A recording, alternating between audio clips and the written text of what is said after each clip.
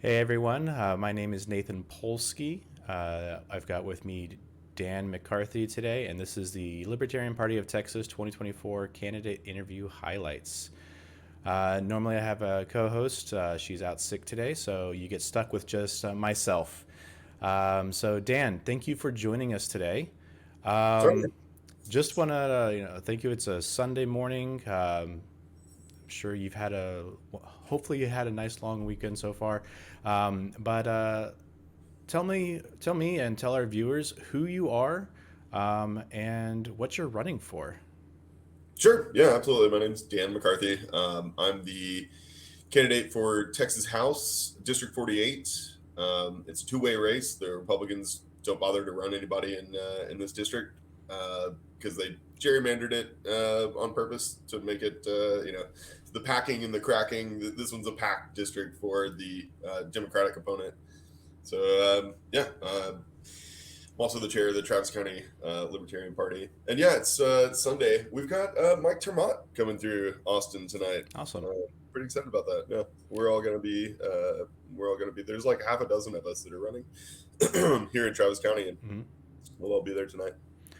Awesome. So you said House District 48 in Travis County. What part of the gerrymandered? So what part of Travis County does that encompass?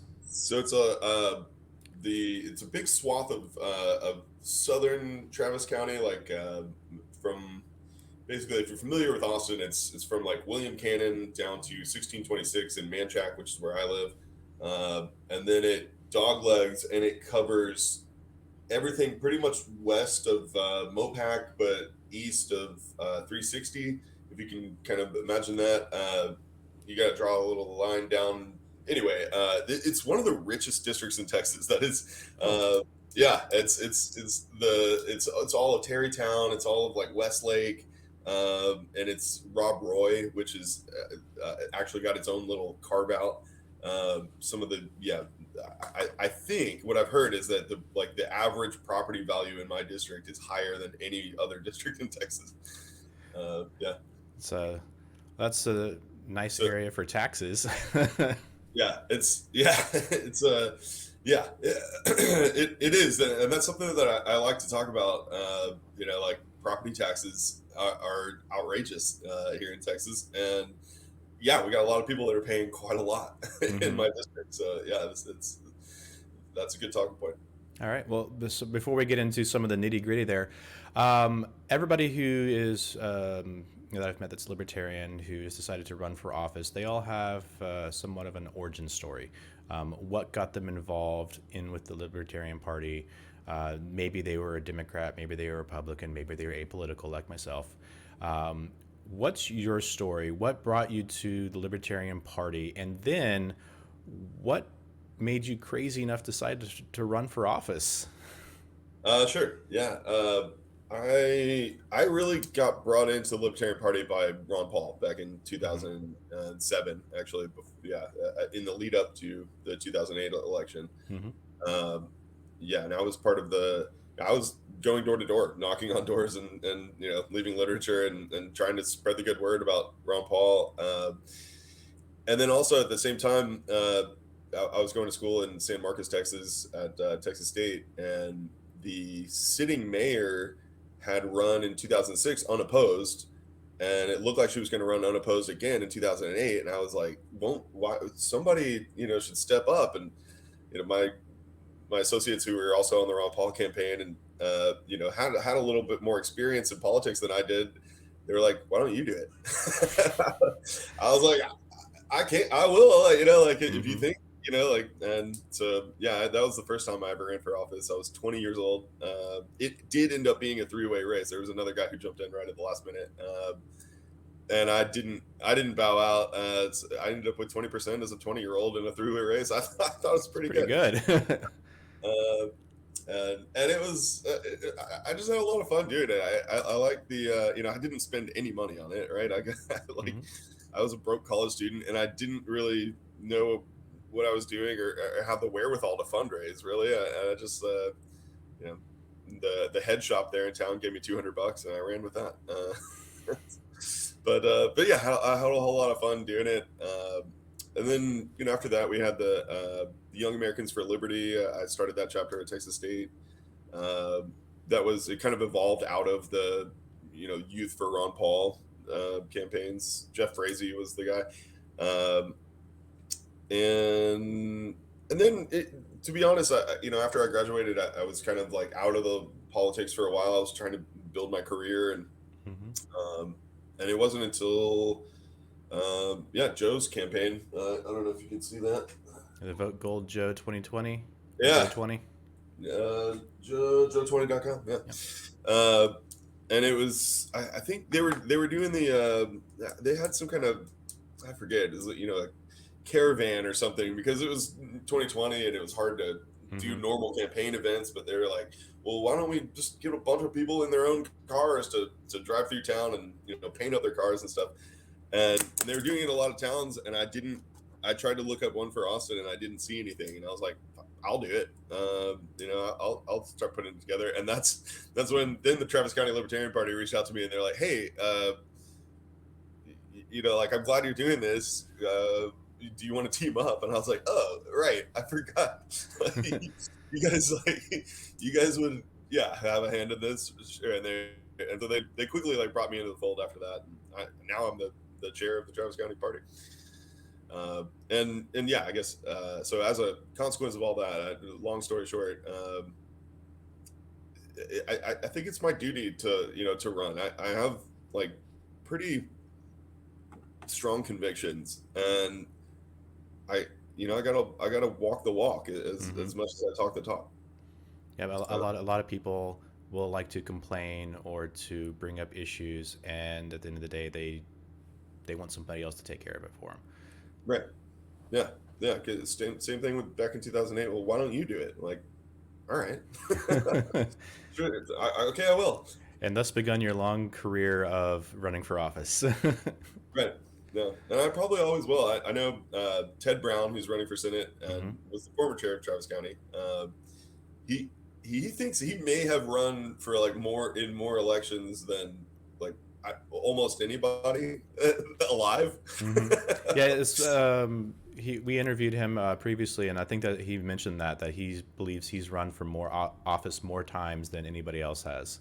I bet that's right. Yeah, He's always running for something. yeah, Well, awesome. Well, thank you for stepping up and running when somebody suggests, "Hey, maybe you should do it," and actually being, willing to do that. So, thank you. yeah, absolutely. Yeah. All right. So, running for a house, Texas House. Um, Everybody has a reason. Well, what I've seen is when people they want to get elected, um, they either have a plan of what they're going to do when they get elected, or they're on um, this roller coaster of, yeah, I'm probably not going to win, but so I'm just doing it for the fun. Um, do you have a plan, or do you have a list of priorities if and when you win the House seat in Texas? Top three if you have it, or some other sort of strategy.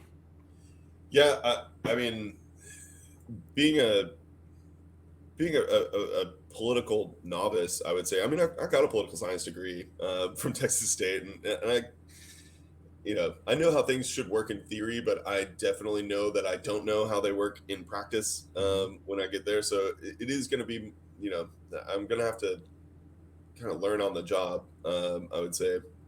I mean, I definitely want to. Um, I want to reduce our property taxes, and all taxes across the board.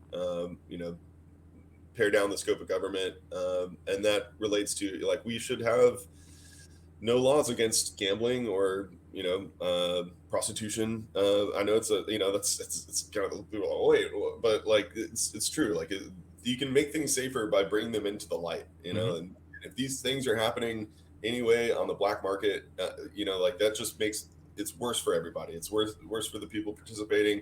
It's worse. It has knock on effects. Like you see the bad effects of the drug war every day in Austin. We've got a lot of folks that have chemical dependencies and cannot provide for themselves. And if they had a reasonable path to is not all or nothing. You can't just say like you must stop immediately. Like that just doesn't work. We've seen it's clearly not working. Hmm. And so, yeah, I mean, my biggest priorities day one will be like sensible reforms in all of the areas that Texas is messing up right now, and ways that like we're adults. We can make our own decisions for our own lives, and um, I think, yeah, that would be goal number one. But it's Texas again, Hmm. and what the actual mechanics of trying to get these things accomplished looks like, I don't know yet. So yeah, so I can't say like here's what I'm gonna do, because I don't know how that the mechanics are gonna work, but I know what I would like to do. Okay. Yeah. All right, great. Well, so you're running against just one opponent. There's no Republican in the race. It's you and a Democrat in a, from what I understand, you saying a heavily gerrymandered district. So, what sets you apart from a Democrat, or from your specific opponent, anyways? Yeah, I'll preface this by saying I respect my opponent a lot. Donna Howard is her name, and she's been in office, I think, for the last 12 years or so. The same Uh, office. uh-huh, Okay. yeah, yeah. I think she's won the last 6 elections for this office, maybe more. And she's actually represented me for almost the whole time that I've been living in Austin. I Yeah, I've lived in her district the whole time. It's Hmm. like from wherever I moved, I'm still in her district. And and really, she's fine. I like to tell the story that last time, the last election, Normal, the National Organization for Reformation of Marijuana Laws, had a forum, and only Democrats and Libertarians showed up. Right? No Republicans show Right. up to something like that. And they went down the line. They were asking people, would it be okay for the average citizen, just anybody, to grow marijuana plants at their house? And and all the Democrats, as they were asking down the line, were like, well, hemming and hawing. I don't, maybe no more than 2 plants, and definitely you can't sell it, and all like all these caveats and stuff. They got to Donna, and she was like, yeah, grow it, it's a plant. Thank you. Yeah. Yeah. Sensible. Yeah. Yeah, it's a plant, grow it. And she has, I feel like I mean, before before joining the Ron Paul campaign, I would say I was more of a Democrat. The first person I ever voted for was Kinky Friedman. Hmm. Uh, and yeah, I'm real big on the civil liberties side of things, and personal freedoms, Hmm. and she seems pretty good on that. But it's all the economic stuff, like what is really the role of government, and how Hmm. government should fund itself. Like, we vastly different, disagree on those, and yeah, whether or not they even have the authority to do a lot of the things that I agree with, but like, is it really government's role? And that's where we do disagree. Uh, Tell me more. Sorry, Just, is that yeah, is just that what kind of sets you apart. So okay? like a lot of libertarians and Democrats, so we probably agree very much on those social issues. But Right. Well, the role of government should not be to mandate those social issues. It should be staying out of the way, and really comes down to those economics where Democrats kind of fall in their right. face. Wow. And I would say, even there are some where I would be considered more liberal, probably, Hmm. than she is. I mean, for like I said, like, I would like to see all drugs decriminalized. Hmm. I would like to see, prostitution decriminalized, gambling decriminalized. Like, and so, like, those are social issues that there's no way a sitting Democrat will Hmm. you know ever say, even though it's a personal rights issue. But I would also say immigration is another one. I will never support barbed wire at the border, and all this, however much money we're spending to send our National Guard troops down there, Texas Guard or whoever's down there guarding the Hmm. border. Like, it's a manufactured, like, election year talking point. Like, it's not it's not an invasion. And at the end of the day, you know, like a business owner should have the authority to decide who they're going to hire. Mm-hmm. It doesn't matter where that person was born, where they lived last week. It doesn't. Mm-hmm. If they're the best person for the job, or if that's what the business owner decides, like, yes, this person works because it's a free market, and they're willing to take this wage, and I'm willing to pay that wage for this job. Who's the government to say Yep. that shouldn't be the case? And yeah, obviously that's kind of reductionist. There's a lot of people are like, well, we can't have purely open borders until we get rid of the welfare state. Which, sure, you know I understand where you're coming from, but I think the human is the more important part Mm-hmm. now, and the United States foreign policy has done a number, and our drug policy specifically has done a number on all of these countries south of us. If we end the drug war today, I think those countries would have a shot at being a functioning Mm-hmm. country again, and we wouldn't see the amount of people that are coming here all the time. That's in one fell swoop, we could we could probably stymie some of the reason for this, mass immigration. But yeah, it doesn't. It's not. We're not going to do it with barbed wire. Right. All right. Well, so you've got these differing opinions, and Texas is, uh, despite what people want to say, it's a red state. This legislator is red. It is Republican, and since you're in a highly Democratic or highly Democrat focused area, when you win, what is your strategy for working across those party lines to keep your libertarian values intact while getting stuff done? I mean, I think that's where libertarians are really sitting pretty, in terms of like the amount of inter-party, Mm-hmm. um, like values that we share. Like we can pull from both. I can talk to a Democrat or a Republican and find a lot of common ground, Mm-hmm. with both sides. And uh, yeah, I don't think that that's going to be hard. But kind of going back to what I said before, I'm also an outsider, and I don't know a lot of the inner workings of government, or the machinations there, and so I'm going to have to find out on the job. And I should be looking for more mentors right now. I'm sure there are people here within the Libertarian Party that could educate me a bit more on what that's going to look like. and Mm-hmm. and so yeah, I guess I don't know what I don't know, and I need somebody to tell me what I don't know so that I can go learn it. Right. Yeah. Uh, so, but yeah, I really think cooperation while holding on to libertarian values. Yeah, that's.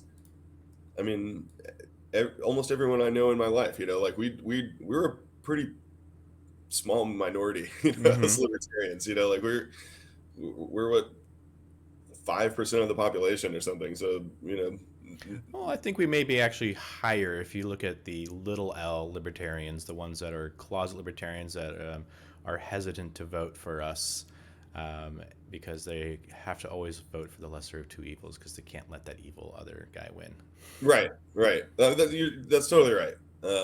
But the ones who, consistently vote Mm-hmm. libertarian, it's true. I mean, yeah, it's just, think about the amount of people you talk to, and like almost 19 out of 20 of them are not voting libertarian this year. Mm-hmm. And so if I'm going to have a conversation with them, like I can find common ground. Mm-hmm. It doesn't matter. My sister's very liberal.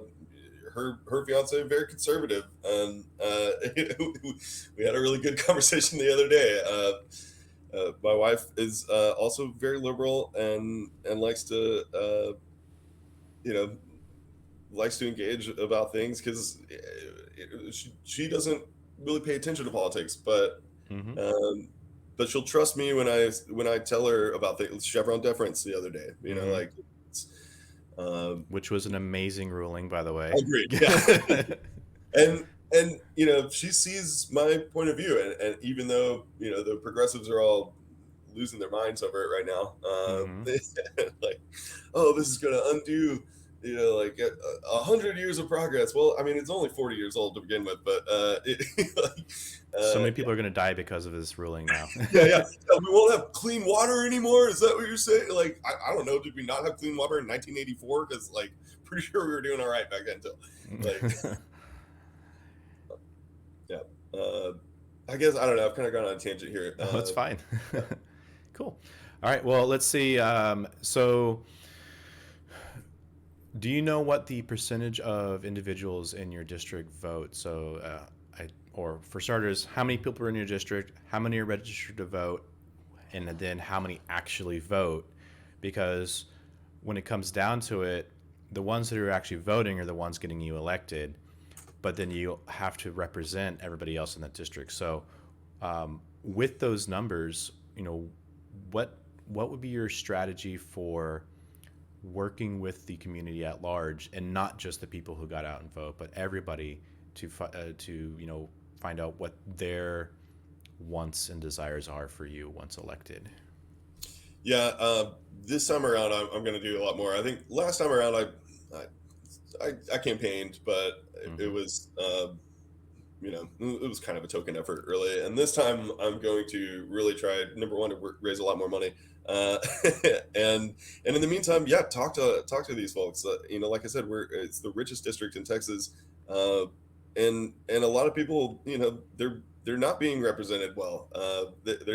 We have one candidate who's Mm-hmm. been unopposed a bunch of times, and only now is drawing a challenger from the Libertarian Party.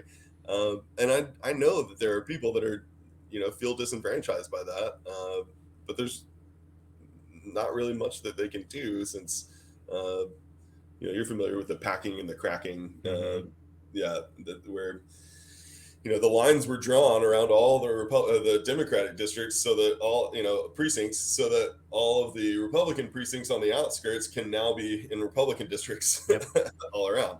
So it's one heavily Democratic district, and then five Republican districts, which is not completely accurate in this case because it's a few Democratic districts all nestled next to each other, but Mm-hmm. the the point is the same. Uh, we've got I I think we've got about 250,000 people that live in this district, and I it was we're there are a lot of voters too. I mean, I could work backward.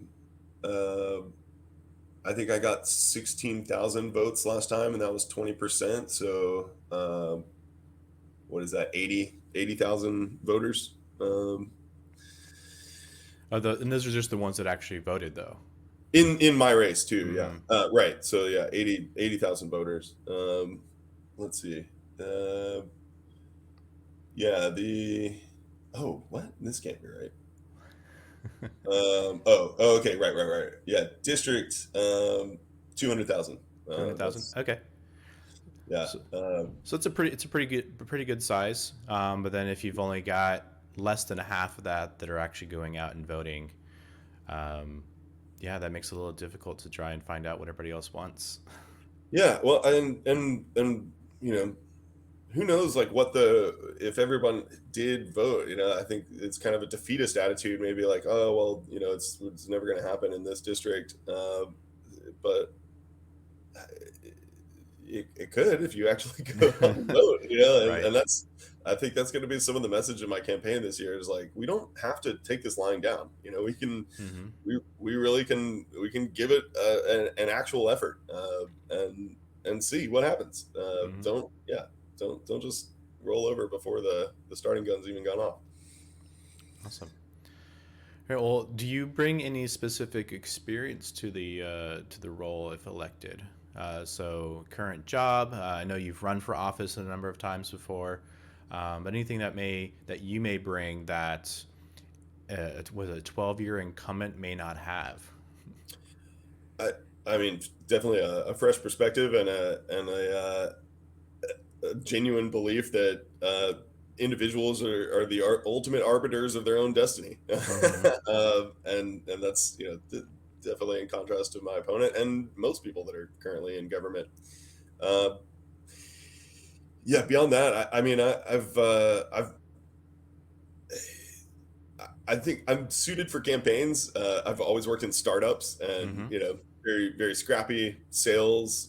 Like that's I've pretty much been my bread and butter my whole career is sales, and this time I get to sell myself, which is should be the easiest product to sell. Uh, It's the most important thing for a candidate is to sell themselves. right. Yeah.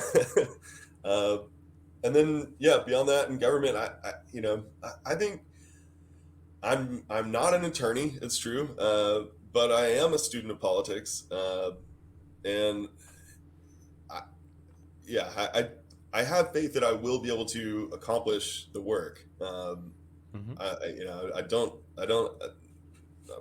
have any questions there. It is just kind of more like I said earlier, finding out what I need to know first, and yeah. I guess yeah. I wonder what kind of resources the LP of Texas could help me with there. I wonder, or like yeah. Yeah. Um, Yeah, there's definitely stuff that we're working on, that we're looking into. I don't know if any of it's going to be ready for this campaign season, since we are already so far into it. But definitely something that we I mean, can. like as a when I become the state Oh yeah, rep, yeah. what's kind of like a is there a playbook? There's it's it's never been done. We've never had a libertarian state rep. Not in Texas. Yeah, right. I know there are several other states that have had libertarians as state reps, currently or in the past. So that would definitely be something that we could correspond with them and say, hey, let us know how you're doing it over there and what we can bring to the table here in Texas. Because again, each state's going to be different, as you know, and each district in Texas is going to be entirely different too. Yeah, yeah, yeah. Kind of wild that Texas. I like to talk about representation a lot. Texas has 150 reps, right?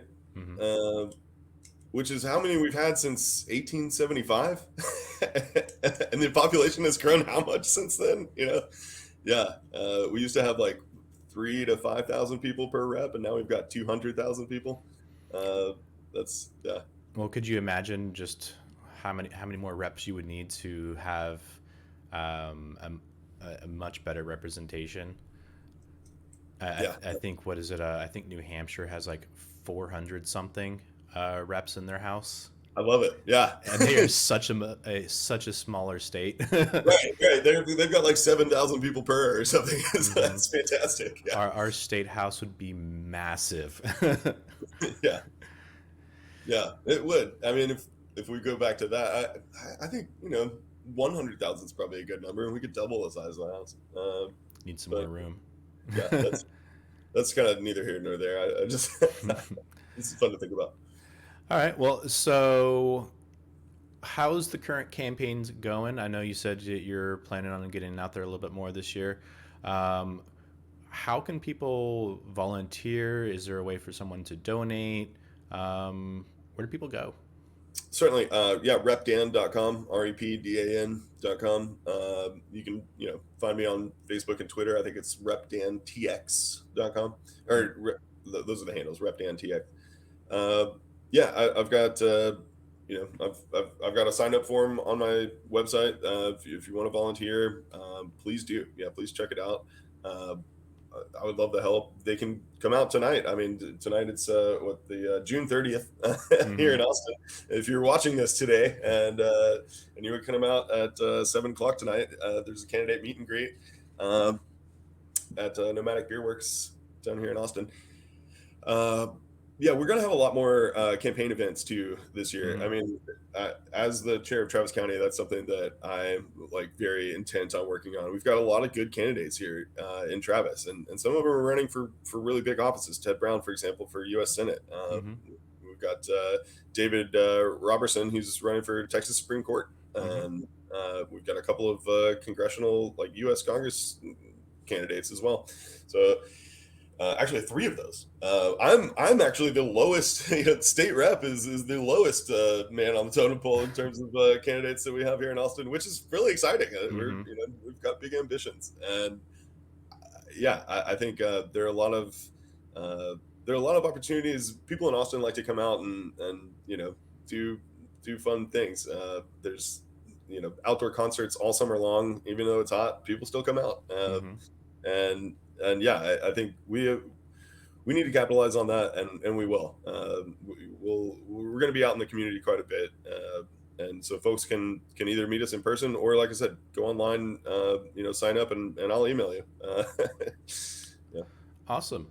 All right. Well, thank you very much for joining today. Did you have anything else you wanted to say before we hang up here? Yeah. For anyone in Travis County, check out the oh man, it's go to lptravis.com or lptravis.org is Hmm. a good place to start. And we've got a newsletter that you guys can find out all the happenings that are going on. And then my own website, if you want to sign up, repdan.com. Uh, yeah, I would be happy to bring you in the fold if anybody wants to, whether you want to donate $5 or you're willing to come with me as I go knock on doors, like Hmm. or anywhere in between. Maybe you just want to, maybe you're a musician and you want to play at an event that we're going to be hosting this summer. I'd be happy to hear from you. Yeah. Awesome. All right. Well, thank you again for joining. Thank you for all of our viewers out there when you're watching this, whatever time of day it is, wherever you are. This is Dan McCarthy running for Texas House 48, correct? Be sure to check out more of our candidates and our candidate highlights on YouTube at the Libertarian Party of Texas. And stay tuned for more candidates coming up. Thank you. Thanks a lot, Nathan.